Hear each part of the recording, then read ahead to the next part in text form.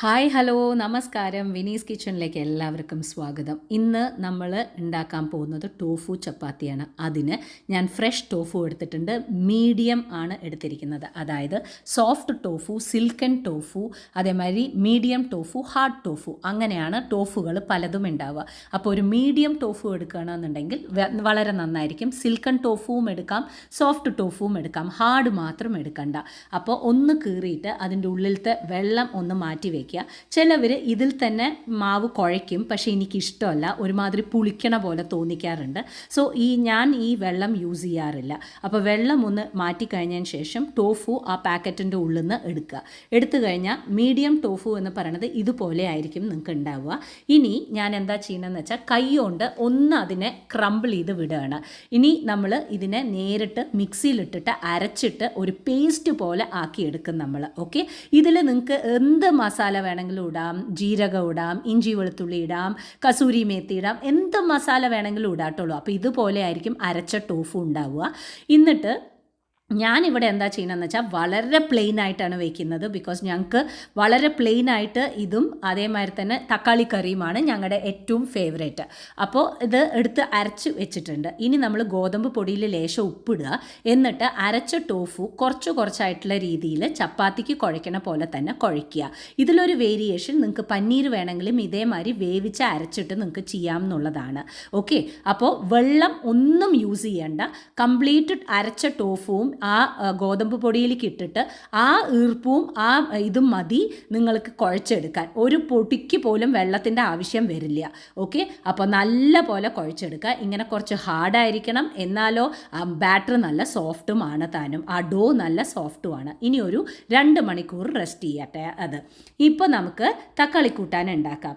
അപ്പോൾ എണ്ണ ഒഴിച്ചിട്ടുണ്ട്, വെളിച്ചെണ്ണ, അതിലേക്ക് കടുക്, അതേമാതിരി കടലപ്പരിപ്പ്, പിന്നെ നമ്മൾ ഇട്ട് കൊടുക്കുന്നത് സവോളയും പച്ചമുളകുമാണ്. സവോള കമ്മിയും പിന്നെ തക്കാളി കൂടുതലുമാണ് ഈ ഒരു കറിക്ക് ഉണ്ടാക്കേണ്ടത്. എന്നാലേ ആ ഒരു പുളിയോട് കൂടിയിട്ട് നന്നായിരിക്കുള്ളൂ.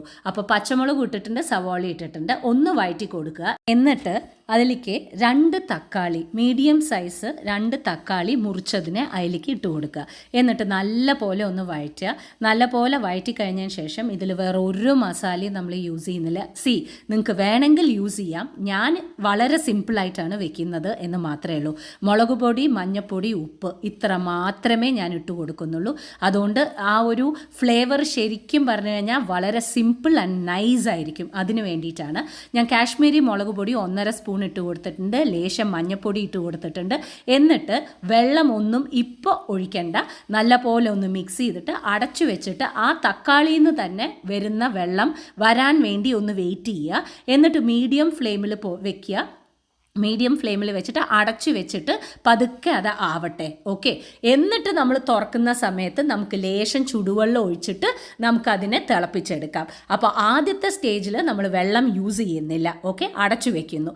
ഒരു 5-10 മിനിറ്റ് കഴിഞ്ഞതിന് ശേഷം തുറന്നു നോക്കുമ്പോൾ എണ്ണയൊക്കെ ഒന്ന് തെളിഞ്ഞ് ഇട്ട് കൊടുത്തിരിക്കുന്ന മഞ്ഞപ്പൊടിയും അതേമാതിരി തന്നെ മുളക് പൊടിയും പച്ചമണമൊക്കെ ഒന്ന് പോയി കഴിഞ്ഞതിന് ശേഷം ലേശം ചുടുവെള്ളം, ഒരു 1/2 കപ്പ് ചുടുവെള്ളം ഒഴിച്ചു കൊടുത്തിട്ട് നല്ല പോലെ ഒന്ന് ഇളക്കിയിട്ട് ഇനി ലോ ടു ലോ ഫ്ലെയിമിലേക്ക് അങ്ങോട്ട് വയ്ക്കുക. അത് പതുക്കെ കിടന്ന് അവിടെ ആവട്ടെ. നമ്മൾ ചപ്പാത്തി ഉണ്ടാക്കി കഴിയണ സമയമാകുമ്പോഴേക്കും അവിടെ കറക്റ്റായിട്ട് അത് റെഡി ആയിരിക്കും. ഇനി നമുക്ക് നമ്മുടെ ചപ്പാത്തി 2 മണിക്കൂറായിട്ട് ചപ്പാത്തിയുടെ മാവ് കുതിർന്നിരിക്കുകയാണ്. ഇനി നമ്മൾ അത് നല്ല പോലെ ഉരുട്ടിയെടുക്കാം. ഉരുട്ടിയിട്ട് വലിയ ഉരുണ്ടയാണ് ഞാൻ എടുക്കുന്നത് കേട്ടോളൂ. ശരിക്കും പറഞ്ഞു കഴിഞ്ഞിട്ടുണ്ടെങ്കിൽ വലിയ ചപ്പാത്തി, എന്നാലോ ആ പരാത്ത പോലെ തോന്നിക്കുന്ന വലിയ ഷേപ്പിലാണ് ഞാൻ ഉണ്ടാക്കുന്നത്. പരാത്ത വേണമെങ്കിൽ നിങ്ങൾക്ക് ഉണ്ടാക്കാം കേട്ടോ. പ്ലെയിൻ പറാത്തയൊക്കെ ഉണ്ടാക്കില്ല, അതുപോലെ വേണമെങ്കിൽ നിങ്ങൾക്ക് ഉണ്ടാക്കാം. ഞാൻ നന്നായിട്ട് ഒരു വലിയ ബോൾ എടുത്തിട്ടുണ്ട്.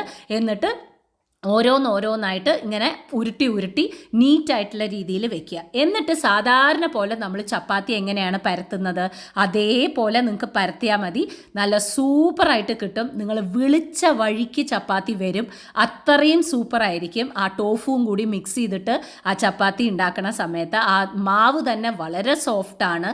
അപ്പോൾ അതുകൊണ്ട് തന്നെ നിങ്ങൾക്ക് എങ്ങനെയാണോ നിങ്ങൾ ഉദ്ദേശിക്കുന്നത്, ഇപ്പോൾ ഞാൻ എനിക്ക് റൗണ്ടായിട്ടൊന്നും അധികം കിട്ടുമൊന്നുമില്ല, പക്ഷേ നിങ്ങളൊക്കെ പ്രൊഫഷണൽ ആയിട്ടുള്ള ആൾക്കാരാണ്, ഇങ്ങനെ വട്ടമൊക്കെ ക്ലീൻ ആയിട്ട് കിട്ടുന്നുണ്ടെന്നുണ്ടെങ്കിൽ നിങ്ങൾ വിളിച്ച വഴിക്ക് ഈ ചപ്പാത്തി വരും, 100% ഗ്യാരണ്ടി. ഓക്കെ, അപ്പോൾ ഇതുപോലെ നീറ്റായിട്ട് വലിയതായിട്ടുള്ള രീതിയിൽ ഉണ്ടാക്കിക്കോളൂ, ലേശം കട്ടിയോട് കൂടിയിട്ട്, എന്നാലേ കഴിക്കുന്ന സമയത്ത് നല്ല ടേസ്റ്റ് ഉണ്ടാവുള്ളൂ. അപ്പോൾ എല്ലാവരുടെയും ഈക്വലായിട്ട് പരത്തി കൊടുക്കുക.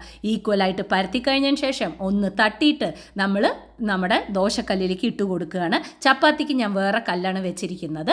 എന്നിട്ട് അതിൻ്റെ മുകളിലേക്ക് കുട്ടികൾക്കായതുകൊണ്ട് ഞാൻ ധാരാളം നെയ്യ് തേച്ചിട്ടുണ്ട്. എനിക്ക് മാത്രം ഞാൻ നെയ്യ് തേക്കാറില്ല, പക്ഷേ കുട്ടികൾക്ക് ഞാൻ അപ്പുറം ഇപ്പോഴും നല്ല പോലെ നെയ്യ് തേച്ചിട്ട് നന്നായിട്ടൊന്ന് പ്രസ് ചെയ്തിട്ട് ലോ ഫ്ലെയിമിൽ വെച്ചിട്ട് പതുക്കെ ഉണ്ടാക്കിയെടുക്കുക. ഓക്കെ, അപ്പോൾ ആ ബ്രൗൺ കളറൊക്കെ ആയി പതുക്കെ എല്ലാവരുടെയും കുക്ക് ചെയ്ത് ഇങ്ങനെ ജഗ പുകോന്നും പറഞ്ഞിട്ട് ഇങ്ങനെ പുകയ്ക്കൊന്നും വേണ്ട, പതുക്കെ ഉണ്ടാക്കിയെടുക്കുക.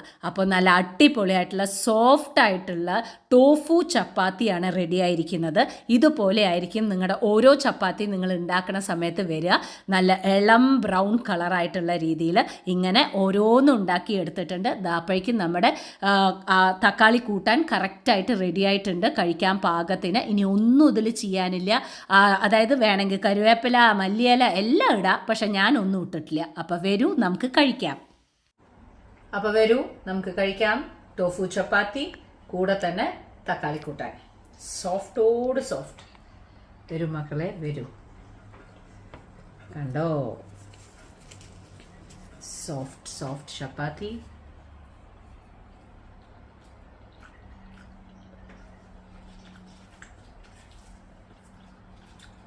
രണ്ട് ഓസം കോമ്പിനേഷൻ.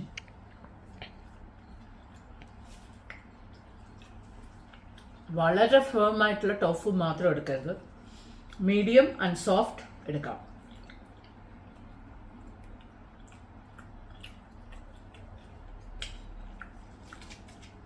ഇപ്പൊ പിള്ളേർ വീട്ടിലുള്ളതുകൊണ്ട് രാത്രി ചോറും ഉച്ചയ്ക്ക് ഇങ്ങനത്തെയൊക്കെയാണ്. Extremely soft.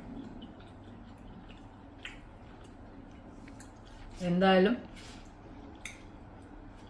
ഉണ്ടാക്കി നോക്കണം.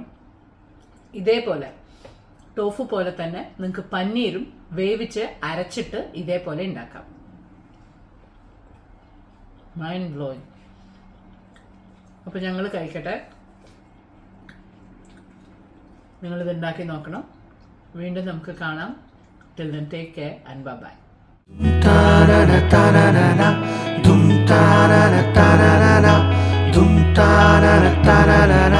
Vinny's Kitchen.